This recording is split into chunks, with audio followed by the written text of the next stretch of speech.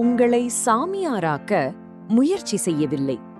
சாமி யார் என்பதை உங்களுக்குள் உணர வைத்து, அந்த ஆற்றலை தர்மத்தின் வழியில் பயன்படுத்தி வேண்டியதையெல்லாம் மிக எளிமையாக அடைந்து உங்கள் வாழ்க்கையை எளிமையாக மாற்ற வழி செய்கிறேன்.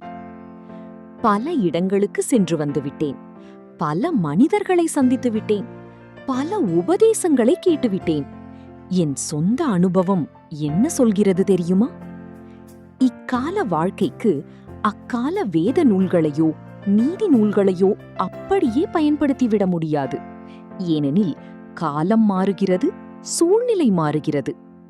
இவற்றினை பொறுத்து உட்கருத்து மாறாது. ஆனால் அவற்றில் ஒரு சில நடைமுறை மாற்றங்கள் நிச்சயம் தேவைப்படும். அதுவே உண்மையான புரிதல். இன்று பலர் மிக எளிமையாக அனுபவித்து ஆனந்தமாய் வாழ வேண்டிய வாழ்க்கையை பிரபஞ்ச விதிகளை பற்றி அறியாததால் மனக்கவலைகள், வேதனைகள் மற்றும் பொருளாதார பிரச்சனைகளில் சிக்கி அதிக வலிகளை அனுபவிக்கிறார்கள். இந்த புத்தகம் உங்களுக்கான விழிப்புணர்வை ஏற்படுத்தும். வாழ்வியல் சித்தாந்தத்தை எளிமையாக புரிய வைக்கும்.